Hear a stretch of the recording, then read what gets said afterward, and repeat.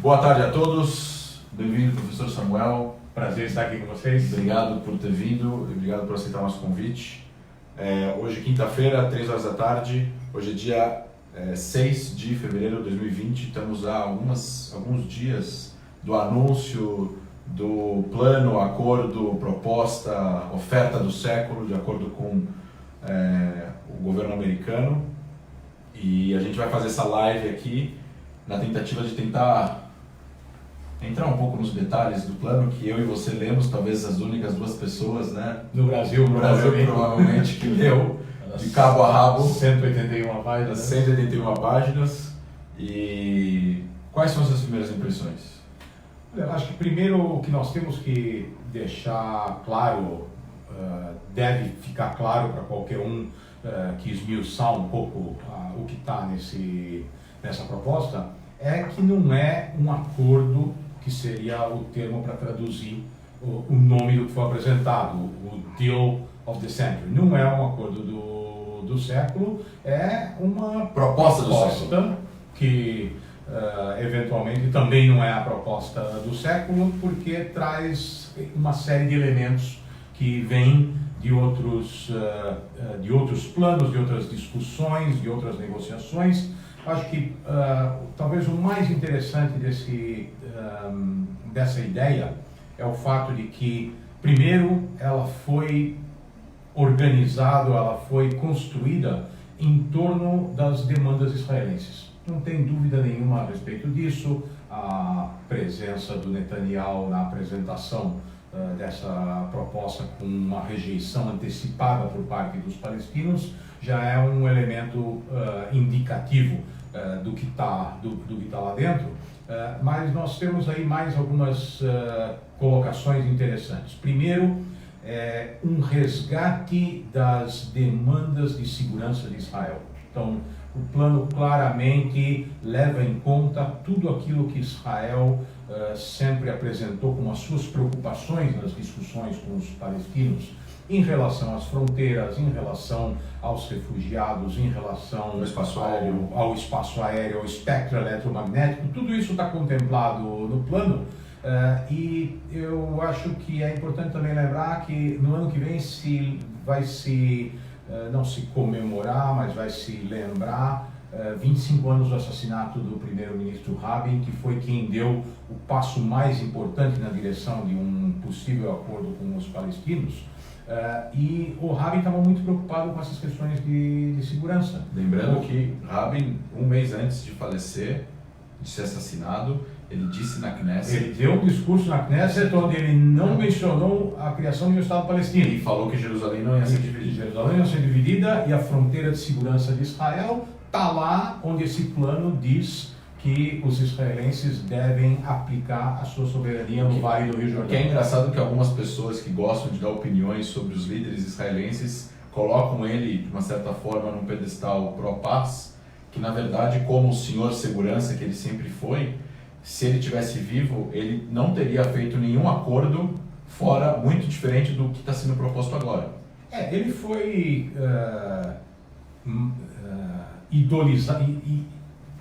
idolatrado depois da morte, justamente como aquele que supostamente chegou mais próximo que se pôde de um acordo de paz. As propostas do Olmert e do Barak, que foram muito mais generosas, foram posteriores aos acordos de Oslo, elas se propuseram a entregar para os palestinos muito mais que o Rabin um dia já pensou do que estava previsto por Rabin no discurso da Knesset, que você mencionou. Inclusive, o Rabin não falou na criação de um Estado palestino, ele falou num processo de autonomia que levaria à criação de uma entidade que seria responsável pela população palestina. Exatamente. Em nenhum momento o Rabin mencionou ou colocou na sua proposta explícita a criação de um Estado palestino, e esse é talvez o contraponto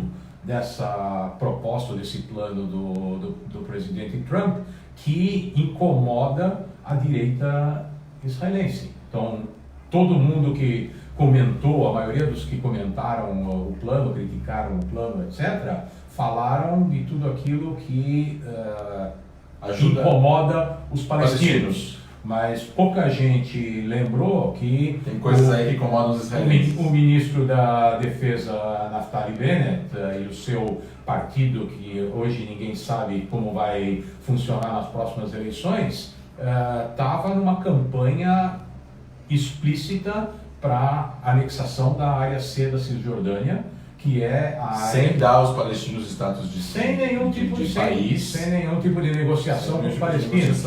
Uma anexação unilateral da área C, que é a maior parte desabitada da Cisjordânia, e que é onde os palestinos veem o espaço para consolidar a criação de um Estado com contiguidade territorial e uma massa territorial razoável.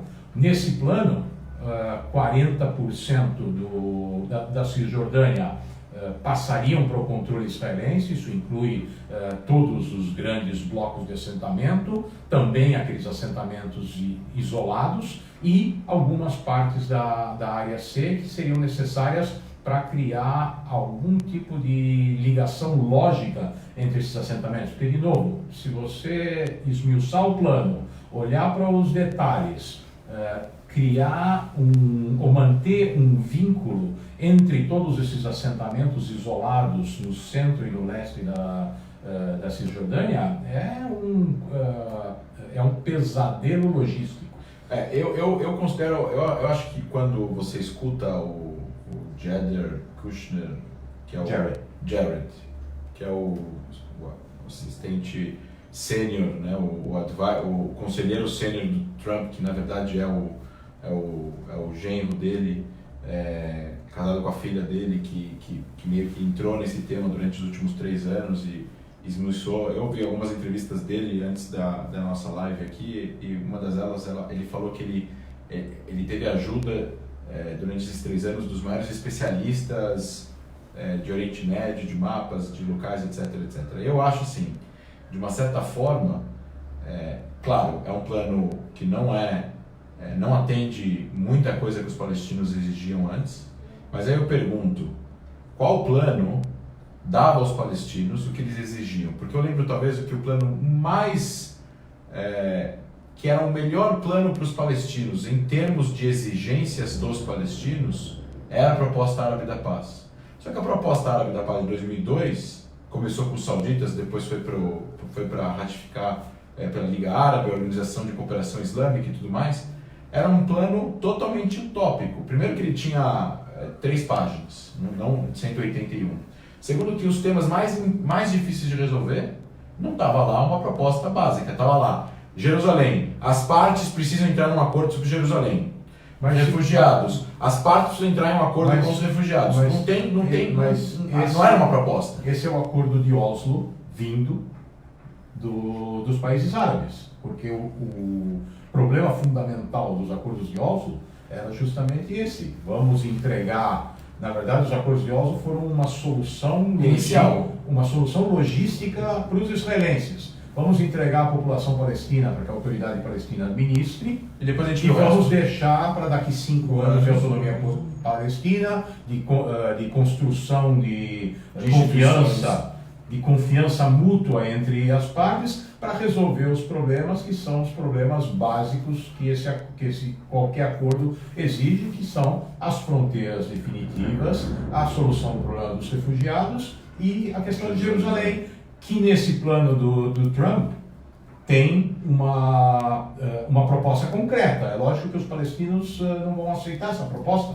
mas a solução, se ela fosse aceita para o conflito, está delineada lá. Nenhum refugiado vai voltar para Israel. Vamos lembrar que no período de Barak e do Olmert se falou de 5 mil refugiados que poderiam eventualmente representar 100 mil, que seria alguma coisa simbólica, fosse o que fosse, para dar uma satisfação simbólica para os palestinos. A questão de Jerusalém foi delineada pelos parâmetros de Clinton num nível de detalhe que incluía inclusive o controle da esplanada das mesquitas pelos palestinos e o subsolo do Monte do Templo pelos israelenses, porque supostamente os remanescentes arqueológicos dos templos judaicos estão no subsolo embaixo das mesquitas. O chamado de soberania vertical. Exatamente. Quando a gente fala sobre isso, quando a gente dá aula, as pessoas dão risada. Meus alunos acham morrem de rir, lógico, porque é inédito, mas mostra... Típico da criatividade do Clinton. Mostra até que ponto esses elementos foram discutidos, foram esmiuçados, e por mais que essa proposta do Trump tenha sido detalhista, nesse caso, simplesmente disse os israelenses controlam Jerusalém e o domínio do Monte do Templo continua na mão das autoridades religiosas jordanianas, que, de novo, eu acho que é importante frisar, nós não estamos falando só de uma ofensa para os palestinos em relação ao que os israelenses estão recebendo ou está sendo oferecido para os israelenses. A legitimidade palestina em Jerusalém está dada também pelo controle dos locais sagrados muçulmanos em Jerusalém, e isso não está contemplado no plano do Trump. O plano do Trump diz o controle dos locais sagrados vai continuar na mão das autoridades religiosas jordanianas, que receberam isso como compensação por ter perdido, depois da Primeira Guerra Mundial, o controle sobre Meca e Medina, que passou para a casa de Saúde. Então, nós temos aqui palestinos ofendidos por todas as partes. Mas você não há... É uma chuva. Você não acha que naquela parte do plano que está escrito, acho que na parte 30, 40 do plano inteiro, está escrito assim: Jerusalém foi palco de conquistas, reconquistas, guerras, destruição durante os últimos 2, 3 mil anos. Nos últimos séculos, o único poder soberano que teve a capacidade de manter a cidade livre, organizada, aberta e com acesso religioso a todas as 3 religiões, por meio século foi Israel. E baseado nesse pragmatismo, Israel precisa continuar controlando a cidade. Eu tenho outra pessoa que falou dentro do plano, está escrito assim: eles veem o plano, a visão deles, de que tendo 2 forças armadas dentro de uma mesma cidade, isso seria algo equivocado e que poderia trazer mais violência. Aí que entra o meu conceito de administração ou soberania. A soberania de toda a região é de Israel.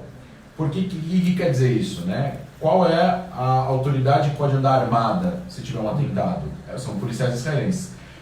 Na época que era dividido a soberania, metade de Jordânia e metade de Israel, você tinha 2 forças armadas, na qual as forças jordanianas atiravam nos israelenses, tanto nos policiais como nos civis. Isso foi um caos. Mas você está falando no período de divisão da cidade. Sim, mas eu estou dizendo Agora assim... nós estamos falando de algum tipo de administração conjunta, onde é verdade, os israelenses, durante todo o período que foi de 1947, ou do final da Guerra de Independência de 1949 até 1967, não podiam acessar os locais sagrados para o judaísmo em toda a Cisjordânia, não só em Jerusalém. Então, baseado nessa falta de direitos religiosos primários, que aliás muito não se fala, né? Até hoje em dia, mesmo Israel controlando a Cisjordânia, mesmo Israel controlando a Jerusalém, os judeus israelenses, para poder acessar a esplanada das mesquitas, que seria a mesma coisa que o Monte do Templo, eles precisam passar por um controle específico da polícia, por raio-x, num horário específico de domingo a quinta, das 7h30 da manhã às 11h30, sendo que você tem mais 7 ou 8 entradas nesse mesmo local. Lembrando, pessoal, que a esplanada das mesquitas é sagrada para os muçulmanos e chama Monte do Templo e sagrada para os judeus. Ao mesmo tempo, os muçulmanos, não só os israelenses, como os palestinos e qualquer muçulmano do mundo inteiro que eventualmente visite aquela região, jordanianos, egípcios, muçulmanos brasileiros ou americanos que visitam Jerusalém, podem entrar livre acesso, sem dúvida. Livre acesso, sem revista, a qualquer hora do dia e da noite. Então você tem aí um lugar que é de controle de Israel, na qual eles limitam os cidadãos Sim. não muçulmanos a entrar naquele local. Porque eles propõem manter o status quo religioso que foi mantido desde a Guerra dos 6 Dias. Na época, Moshe Dayan foi muito enfático nesse sentido, porque queria evitar um problema com o mundo muçulmano como um todo. E aí nós temos peculiaridades como, por exemplo, o fato de os judeus religiosos, por exemplo, não vão muitas vezes até o Monte do Templo porque tem medo de chegar no local que era considerado o Kodesh HaKodashim, onde só o Supremo Sacerdote podia entrar. Então tem uma série de detalhes envolvidos nessa questão, mas de novo, eu acho que a proposta de manter o local sagrado para os muçulmanos como um local controlado pelos jordanianos ofende os palestinos. É válido para evitar uma intensificação do conflito, mas esvazia a capacidade palestina de procurar legitimidade. Outro aspecto interessante sobre a questão de Jerusalém é o fato de que muitos dos críticos estão dizendo como é que esse plano pode propor a criação de uma capital palestina em Jerusalém, o Trump pode propor a criação de uma embaixada americana junto a um Estado palestino na parte leste de Jerusalém, se o plano fala de uma Jerusalém unificada. De novo, quando o plano fala de uma Jerusalém unificada, que se estende até o chamado muro de separação que foi construído durante a Segunda Intifada. A parte leste de Jerusalém é do muro para o leste. Então, tem aqueles que inclui 3, 4 bairros. Sim, mas tem aqueles que vão dizer os parâmetros de Clinton incluíam na parte palestina de Jerusalém os bairros palestinos que estão do lado de cá desse muro. Então tem uma discussão aí do que significa parte leste de Jerusalém. Mas nós, como cientistas políticos, a gente poderia até, como resposta para alguém falar, mas os planos de Clinton falavam em tal fronteira. Mas a proposta do Clinton, os chamados parâmetros Clinton, foi em 2001, estamos em 2020, lógico, passaram 19 anos. Eles foram rejeitados pelos palestinos. Então, essa é uma das coisas que mais me intriga em tudo isso, porque a gente vê o seguinte: o governo palestino é corrupto, o governo palestino... Os governos. Tem um na Cisjordânia, tem outro em Gaza, tem na faixa é verdade. O Hamas, além de terrorista, etc. e tal, é corrupto, o governo na Cisjordânia é corrupto. Não tem accountability, não tem ninguém que supervisione eles para saber o que eles fazem com o dinheiro. Você sabe que eu tenho essa convicção, isso também está dentro do doutorado que a gente está escrevendo. Não há interesse dessa liderança palestina ter um Estado e por consequência ter responsabilidade, accountability e ter que arregaçar as mangas e montar um Estado para a sua população, sendo que eles têm hoje em dia todas as regalias, a liderança palestina, né? A liderança palestina na Cisjordânia tem passaporte diplomático, podem frequentar onde eles quiserem, podem viajar para onde eles quiserem, eles podem entrar em Israel, pegar um avião do aeroporto de Israel ou de Amman, na Jordânia, não tem absolutamente que vai impedir eles de fazer isso. Eles têm acesso a dinheiro, que a gente está falando de milhões, se não bilhões de dólares. A economia palestina tem um PIB de 15 bilhões. Eles fazem o que eles querem com o dinheiro. Mas desde a época da negociação com Arafat, muitos dos analistas já apontavam para o fato de que a liderança palestina se perpetua através do conflito. A manutenção dos refugiados árabes é um elemento fundamental desse processo. E um dos principais empecilhos para uma negociação em relação aos refugiados está justamente no fato de que, se a liderança palestina aceita a exigência de que os refugiados palestinos, ou os assim chamados refugiados palestinos, não vão retornar ao território da chamada linha verde, porque isso deslegitimaria ou acabaria com a ideia de Israel como lar nacional do povo judeu. Então, a liderança palestina perde legitimidade e deixa de representar 5 milhões de palestinos que estão na diáspora. Então, é lógico que a liderança palestina não vai avançar com essa proposta. Lembrando que esses 5 milhões... Não, a maioria nasceu em outros lugares, possuem identidade e passaporte aqui do Brasil, dos Estados Unidos, do Chile, mas mantém o status de refugiado por uma por uma ferramenta e uma política específica para os palestinos da ONU. Porque há um interesse em perpetuar o conflito. Essa situação de refugiados, e eles se transformaram num elemento que alimenta essa disputa. Vamos tocar só 3 minutinhos na parte de segurança. A parte de segurança foi a parte que eu mais senti que seria o mais difícil, pelo menos se eu fosse um palestino não religioso. Então eu não teria problema de que Jerusalém antiga está dentro de um lugar que é controlado em relação à soberania de Israel, mas em relação à parte de segurança, onde os palestinos têm uma série de limitações que eles não vão poder fazer, não vão poder ter um exército, não vão poder ter um aeroporto nos primeiros 5 anos, não vão poder ter um porto. Mas André, isso não é nenhuma novidade. Em nenhuma das discussões anteriores se contemplou que os palestinos controlassem o espaço aéreo a oeste do Rio Jordão. Em nenhuma das negociações se falou em armamento pesado de posse dos palestinos. Mas aqui sempre se falou do Hamas se desmilitarizar e a faixa de Gaza voltar a ser uma área desmilitarizada como era na época dos acordos de Oslo, onde só havia uma força policial palestina. Não tem nenhuma novidade. A novidade aqui é que essas áreas que representam um elemento fundamental para a segurança de Israel estão sendo propostas como anexáveis ao território israelense. Mas o controle israelense sobre essas áreas sempre esteve na pauta, desde as propostas do Rabin, passando por Camp David, por Sharon, por Barak, por Omer, por quem quer que seja. Nunca se contemplou uma possessão por parte de qualquer liderança palestina de uma força militar.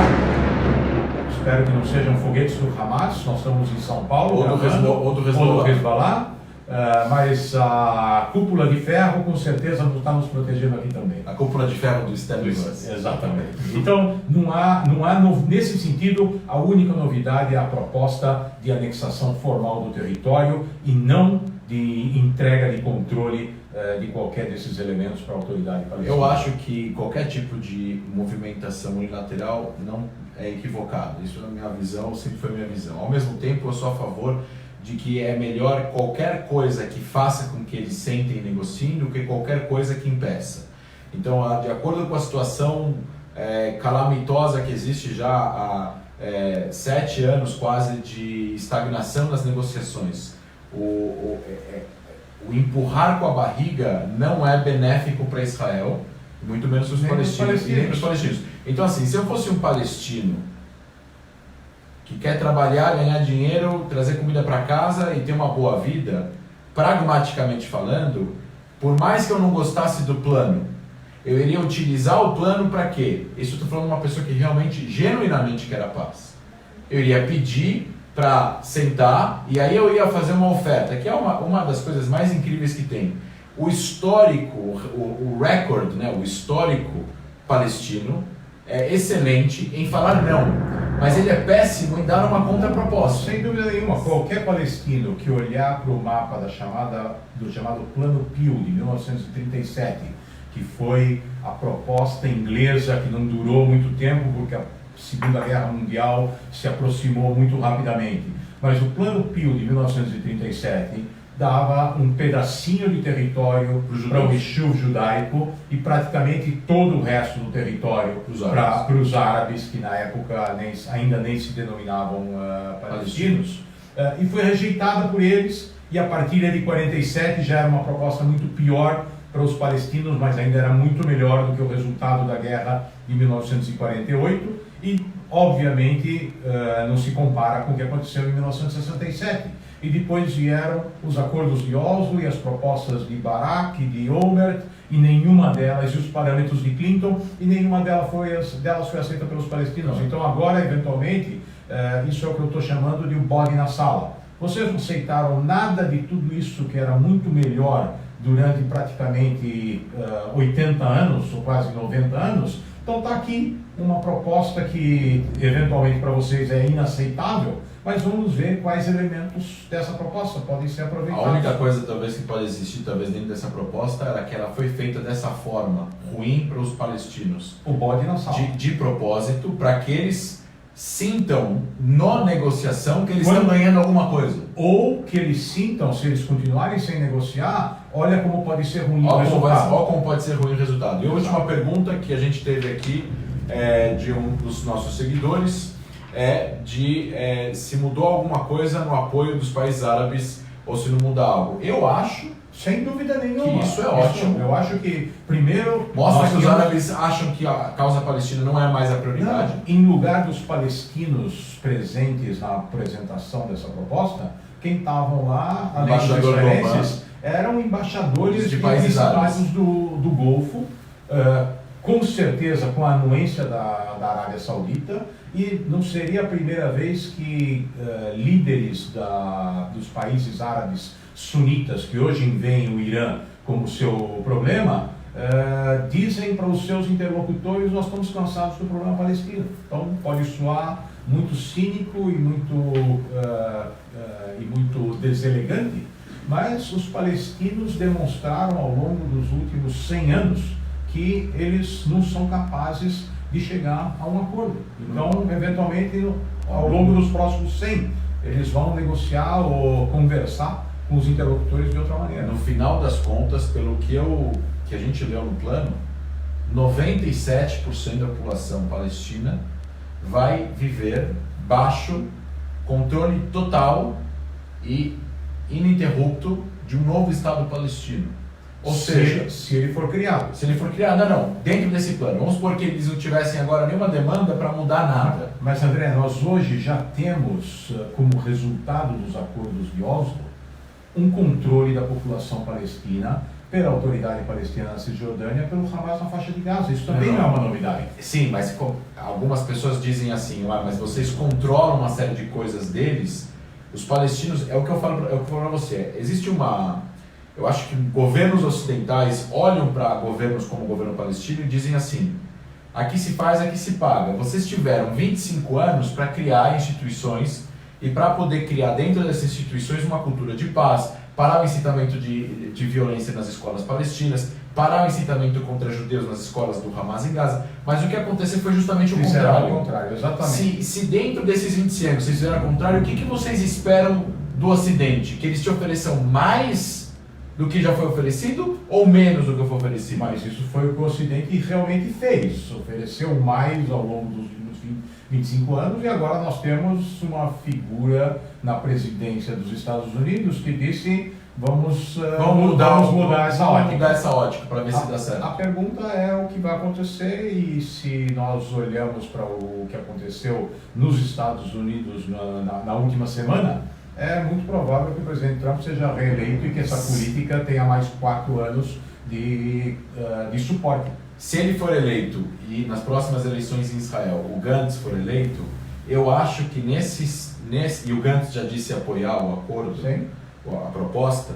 Então, se o Trump for reeleito e o Gantz ganhar, eu acho que os palestinos vão acabar vindo negociar de uma certa forma. Por causa da figura do Netanyahu, ajuda eles a falarem: não quero negociar. Mahmoud Abbas pode morrer em pouco tempo e aí ninguém sabe quem vai entrar o chefe da inteligência palestina. Isso é o que eles dizem, mas lá nunca se sabe. Ele pode ser assassinado. Se o Trump perder e entrar o Bloomberg, talvez esse plano seja, de uma certa forma, talvez remodelado, talvez ele até mantenha. Se entrar qualquer outro,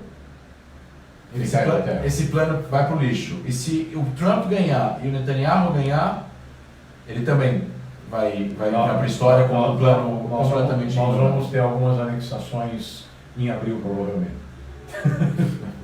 Presente de Pessah. Obrigado, professor. Obrigado, prazer. Bom retorno para Israel. Contem comigo.